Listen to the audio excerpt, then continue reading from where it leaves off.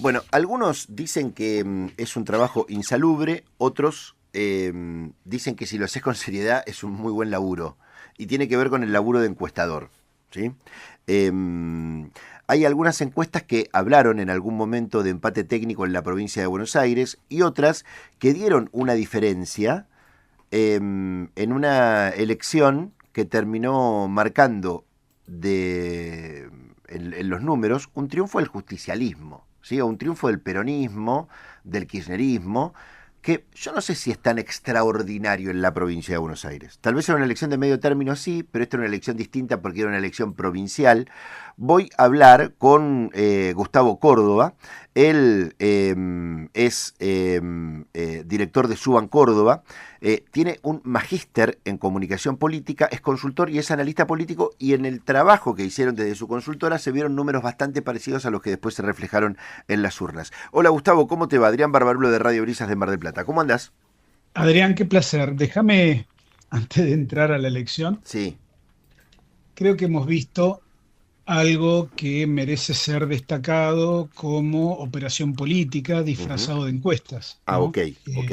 Esta cuestión de pronosticar cosas que después la realidad desmiente, me parece que hay que ya sacarlos del ámbito de la consultoría política o sacarlos del ámbito de las encuestas, de la opinión pública, para pasarlo a lo que es la militancia, la operación política, creer que la gente va a cambiar el voto porque fulanito o fulanita de tal digan que hay un empate técnico, Ok. como si eso hoy tuviese algún grado de validez, ¿no? Yo lo que digo es, voy un paso más allá, lo de Isasi Burman realmente es una falta de Te iba a respeto. nombrar a Viviana Isasi, que la escuché el domingo en una radio analizando la parte previa y dijo nosotros que caminamos la provincia de Buenos Aires en Mar del Plata, Gustavo, dijo barbaridades, pero sin sentido. Conozco. Yo creo que ahí hay algo más que una cuestión de indagar la opinión pública, ¿no? Ujú, Hay una irresponsabilidad profesional, hay una irresponsabilidad política, hay una subestimación tanto de los medios como del periodismo como del votante. ujú. Así que déjame decir también que nada de esto estaría pasando si además la corporación mediática, el periodismo, no le diera cabida y además los alentara. Porque a ver, a la gente que trabaja seriamente, los medios nos llaman, ¿verdad? Como ustedes ahora, Ujú. pero nosotros, por ejemplo, no publicamos los datos, Claro. ¿sí? Porque no necesariamente todo es publicable, porque después, ¿qué pasa? Lo que vemos es que se pierde credibilidad, se pierde razonabilidad, y la verdad es que ha habido firmas como la nuestra, como la de Marcelo Escolar, como la de César Mancilla, Ujú. Nueva Comunicación, que pudimos registrar. No es que nadie tenía el dato de la derrota que iba a sufrir el gobierno en la provincia de Buenos Aires, pero dicho esto, yo creo que estamos ante la evidencia de un fenómeno de un voto castigo fenomenal, Ujú. que los Sí. bonaerenses eligieron al peronismo para castigar al gobierno, no para darle un premio al peronismo. Creo que ha habido una deserción masiva de votantes propios de la Libertad Avanza y del PRO, y el peronismo llevó sus votos habituales. Descendió apenas un poquito el peronismo en un contexto de falta de movilización. Hizo una elección extraordinaria por defecto del votante libertario, que creo yo, por la cuestión económica ya venía medio resentido, y cuando el gobierno tuvo esta crisis política derivada de las sospechas de corrupción por el mal manejo de Andis, lo del Garrahan, la represión a los jubilados, etcétera, creo que muchos votantes de Milei dijeron, listo, este es nuestro límite, hasta acá llegamos, yo acepté sacrificio, acepté pasarla mal, acepté ganar menos, acepté cambiar a mi chico del colegio, comer mal, etcétera, pero bueno, estos son límites que muchos votantes de Milei consideraron inaceptables. De Ujú. hecho, fíjense que la sección primera, que es donde está concentrado básicamente el cordón industrial del Gran Buenos Aires, fue allí donde se dio la mayor sorpresa, porque una derrota por 10 puntos no estaba en los cálculos de nadie. No, no, no. Entonces, ahí es donde uno puede empezar a entender el por qué este votante de Milei, que tiene entre 20 y 40 años, que es varón, que quizás tiene carga de familia, empleado o desempleado, bueno, tomó la decisión de protestar contra el gobierno ausentándose el día de la elección. Ujú. Vos decís entonces que la lectura se hace a través de los números, incluso en el día después, ¿no, Gustavo? Te lo pregunto.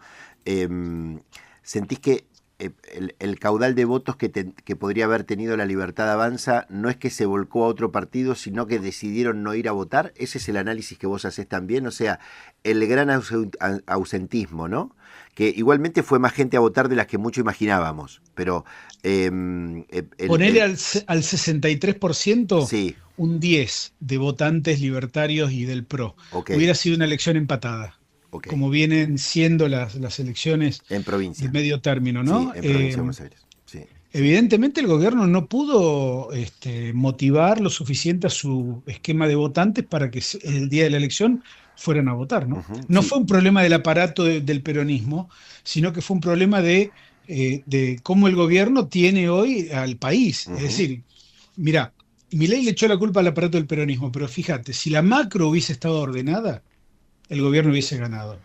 Si de verdad hubieran sacado 12 millones de personas de la pobreza, hubieran ganado. Si de verdad la Argentina estuviese creciendo al 7%, ellos hubieran ganado. Así ujú. que yo diría que el problema es el enfoque que le ha dado el gobierno de Milei y que por estas horas estamos todavía con el asombro de ver cómo el gobierno no se hace cargo y no entiende los motivos que llevaron a mucha gente a no votar y votarlo en contra. Claro, ahora, Gustavo, en esta lectura que vos haces, que yo comparto 100%, claramente lo que se entiende es que hay un sector que no tiene la representatividad necesaria en el espacio político del PRO o de la Libertad Avanza, o la militancia que permite acompañar incluso cuando las cosas no salen bien, como tal vez muchas veces hace el votante peronista, ¿no? Digamos que no está conforme, pero vota muchas veces por tradición al peronismo, siempre y cuando le responda algunas cosas, porque hubo mucho votante pobre, mucho votante de clase baja, mucho votante de las clases más populares, que en el 2023 decidieron darle el voto a Javier Milei por lo que significaba el personaje, ¿no? Fíjate que hoy es mucho más dinámico que antes. Ujú, Hoy el peronismo ganó en la zona sojera, ganó en un montón de ciudades donde predomina la clase media bonaerense, que antes había perdido. Hacía 20 años que el peronismo no ganaba una elección intermedia en tierras bonaerenses. Así que sí creo que hay que prestar atención a este fenómeno. El peronismo no debe ser exitista, no debe ser triunfalista. tal cual. Creo que le han dado quizás un shock de motivación para ir a pelear en el Ujú. 2027 con un gobernador que aparece hoy bien posicionado, pero de ninguna manera esto significa que tiene sacado ya el pasaje, como se confundió Cambiemos en el 21, Ujú. recordarás, ¿no? Que la sociedad argentina los eligió para castigar a Alberto Fernández y quizás pensaron que ya eran gobierno 2 años antes. Sí, bueno, yo nunca me voy a olvidar que Rodríguez Larreta vino en el verano del 23 a Mar del Plata, ya casi con la banda presidencial puesta. O sea, aquí un poco el chiste, che, Alberto no funca, démosle ya al gobierno Larreta, ¿no? Digamos, adelantemos un poco los pasos, después ya sabemos cómo terminó esta historia, ¿no? Digamos, ya con el diario del lunes es mucho más fácil. Si no hubiese estado la unidad de Fuerza Patria, no quiero hacer conjeturas ni mucho menos, pero ese voto castigo del gobierno se hubiese canalizado por otro lado, ¿hay lugar para una tercera vía? Eh, porque, Hay lugar, y porque déjame en la decirte por provincia de qué. Buenos Aires, por ejemplo, Pasaglia y Petreca lograron meterse en la legislatura de la provincia de Buenos Aires, ¿no? Con un lugar bastante difícil en una Unión Cívica Radical que decidió jugar en un lugar medio como lavado, ¿no? Bueno, sí, efectivamente. Ahora, yo creo que hay lugar Ujú, para una fuerza de centro, definitivamente. Y no solamente hay lugar, sino que además considero que es necesario que tengamos una fuerza de centro potente, pujante, que represente, digamos, intereses que hoy no están representados. ¿Cuál es el dilema de esta fuerza? Que apenas es hoy un rejunte de voluntades regionales que se juntan de vez en cuando para ver qué onda. Y me parece que les falta una definición nítida de una identidad política nacional, les falta una narrativa política nacional. Hoy es un conjunto de gobernadores, cada uno con sus dilemas y con sus necesidades puntuales de cada uno de sus distritos, ujú. pero que carecen de esa organización nacional, ¿no? Entonces, vos me dirás, bueno, pero es difícil, claro que es difícil. Mantenerse en el medio de una polarización extrema como la que tiene hoy la Argentina es realmente difícil, pero veamos la necesidad que tiene el sistema democrático en la Argentina de no caer en estos altibajos, ¿no? Porque pareciera que hay un vacío de poder hoy en la Argentina. Ujú. Y ese vacío de poder se debe llenar con fuerzas de centro, que son los que dan gobernabilidad, que dan razonabilidad, que evitan el vértigo político en el cual hoy estamos viendo al gobierno que todavía no sale del shock y no sale de la sorpresa, ¿no? Bien. Las dos últimas muy brevemente, Gustavo. La primera tiene que ver con esto que vos marcabas, ¿no? Digamos, de operadores políticos disfrazados de consultores. ¿Lo tuvieron todos los gobiernos? Sí, pero hoy es mucho más nítido y ya te diría que la gente no cambia su voto por lo que diga un consultor, por más conocido y de primera línea que sea. Ok. Eso es un error. Digo, fíjate los que dijeron el empate técnico, de una de las consultoras más viejas de la Argentina. Ujú, Trabaja prácticamente con todos los gobiernos provinciales y es la encuestadora favorita del gobierno de Milei.